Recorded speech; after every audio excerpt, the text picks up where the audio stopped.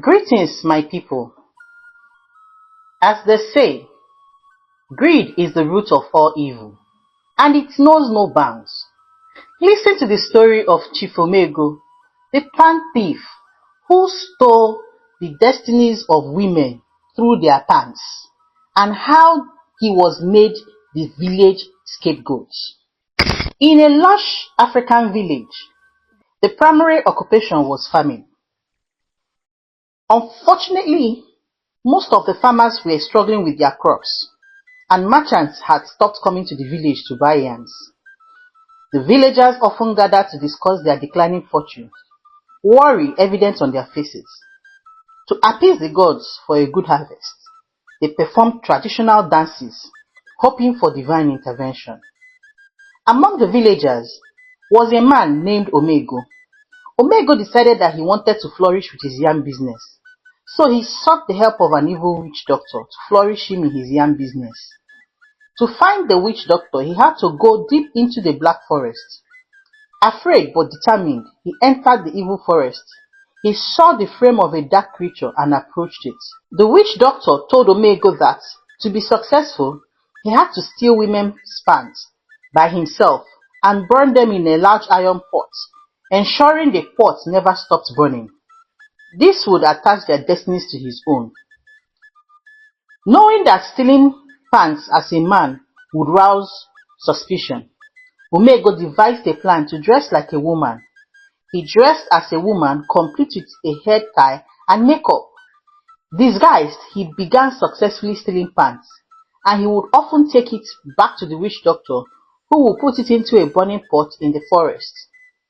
Suddenly, his yam business started flourishing. The villages started to discuss Omeego's sudden success in his farming business, earning him the nickname Omeego the Moneymaker. Omeego continued to steal pants, and his heart became filled with stolen underwear. But at some point, he stole so many pants that the women started revolting, looking for who was stealing their underwear. They sought the help of a seer, who revealed that the thief was a man. The women scoffed at the seer, unable to believe a man could be responsible. So they all cursed at the old seer, saying that he is a liar, and that if a man was truly stealing their pants, that they would have known by now. None of them believed him, so they left. One day, the village gossip Asiri was returning to the village after being away for a very long time.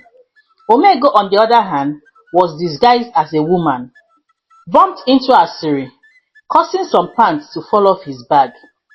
Asiri noticed his masculine features, despite the disguise. However, nobody valued Asiri's opinions, as she was often ignored. Asiri, who had run away from the village earlier due to being looked down upon, was not aware of the missing pants issue until she attended the women's meeting. During the women's meeting, Asiri tried to give her opinion, but was repeatedly shut down. Finally, the head of the women's group, Adora, allowed her to speak.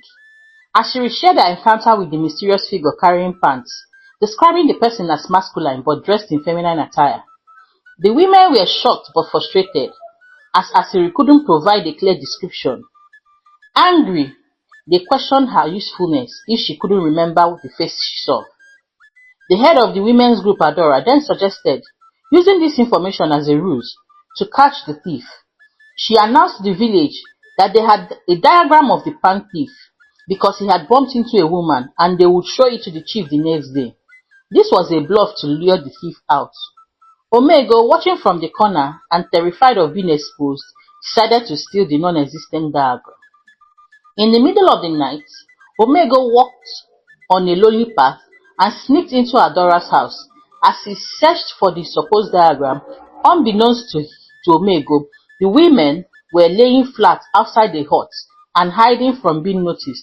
Suddenly, they turned on their lamps and caught him. They beat him and tied him up, demanding to know why he was stealing the pants.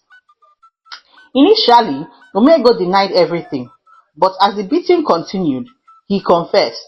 He took the women to the witch doctor's shrine, as Asiri leading the pack. They saw the frame of a dark creature and approached it. The witch doctor tried to intimidate them and scare them away. He told them that if they did not leave his shrine, he would invoke gods. The women stood firm, demanding answers. The witch doctor finally admitted that the pants were used to make Omeego rich. He showed them the large pot with a slow burning fire, explaining that as long as Omeego added fresh pants, he would continue to profit from the women's destinies. In a fit of rage, the women poured water into the pot, extinguishing the fire. After the fire was put out, the women gathered, broke the large pot with rocks and hammers. Then they dragged the witch doctor and Omeego to the king and village council, demanding justice. The king listened to Omeego's confession as he knelt down and pleaded for forgiveness.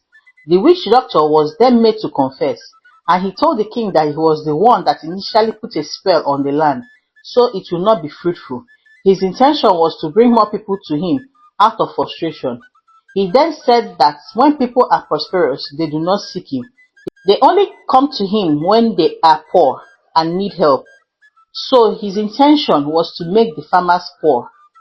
The king and his council discussed and in anger agreed to banish both the witch doctor and Omeego from the kingdom forever, so their evil deeds will no longer plague the village. With the influence gone, the village began to recover, the crops started to grow again, and the merchants returned. The villagers resumed their dances, this time in celebration of their restored fortune. The story of Omeego, the village Pant teaches a vital lesson. True success cannot be built on the suffering of others. Deceit and wrongdoing will eventually be exposed and justice must prevail. Thank you. If you enjoyed this story, please like, share, subscribe. Watch our other interesting videos posted on our channel.